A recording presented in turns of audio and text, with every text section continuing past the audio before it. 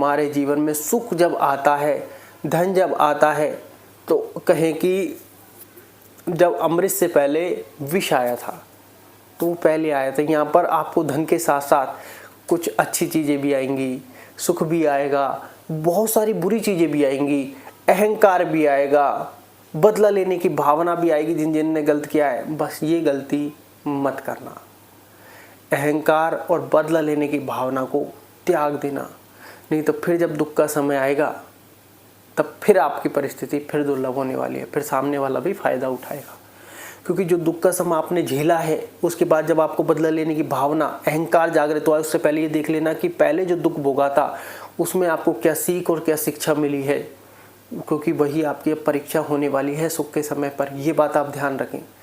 अहंकार कभी जीवन में मत करना, क्योंकि पहले भी आपने किया होगा या नहीं किया वो बाद की बात है। आपको अब इतना तो अनुभव हो गया कि आपके हाथ में चीज़ें नहीं है, क्योंकि आपने दुख झेला हुआ है कि जिस डाली पर आप बैठे हैं वो डाली भी टूट जाएगी, कट जाएगी। तो अहंकार किस चीज़ का करें जब हमारे हाथ में हमारे अनुसार सफलता नहीं है। अगर हमारे अनुसार जीवन में सफलता होती तो हर व्यक्ति इतना मेहनती बन जाता और खुद फल प्राप्त कर लेता।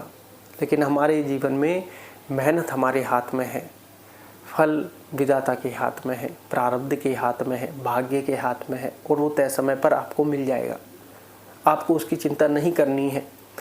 आपको ये लग रहा होगा कि यार तय समय पर कैसे मिल जाएगा, आज मुझे उसकी रिक्वायरमेंट है। अरे भगवान हमसे ज़्यादा जानता है हमें क्या चाहिए, क्या मिल रहा है, क्या नहीं मिल रहा है, कितना मिलना चाहिए और कौन सी चीज़ नहीं मिलनी चाहिए। हम अल्पज्ञ हैं, अज्ञानी हैं, हमें सिर्फ इतनी सी दृष्टि दिख रही है। हमें आगे का क्या 1 घंटे के बाद का कुछ पता है? कुछ भी नहीं पता। और हम भाग्य को प्रेडिक्ट करने चल देते हैं। तभी तो कहते हैं कि तुम वर्तमान में जियो। भाग्य को प्रेडिक्ट करने होने वाले से कुछ हो मतलब आप ये मान के चलिए हम भाग्य को प्रेडिक्ट करते हैं, भाग्य की चिंता कर करके परेशान होते हैं।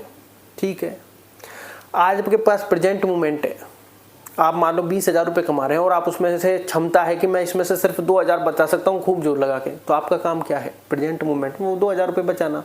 भाग्य में आपका राजा से रंक बनना लिखा है तो आप उसको टाल नहीं सकते। भाग्य में तय समय के अनुसार रंक से राजा बनना लिखा है तो भी आप उसको टाल नहीं सकते। आप कहोगे कि नहीं साहब मुझे नहीं बनना, मैं इसी परिस्थिति में ठीक हूँ। तो ये कैसे संभव है? जो समय ने तय कर दिया वो सिर्फ आपको स्वीकार करना है और उसके लिए आप जो भी अनुभूति हो धन्यवाद कहना है। ठीक है, ये बात आप ध्यान रखें। हम जाने जाने क्या करते हैं, जब हमारे जीवन में सुख का समय आता है तब व्यक्ति को ये भ्रम हो जाता है कि सब कुछ मैं कर रहा हूँ, ये मैं की भावना।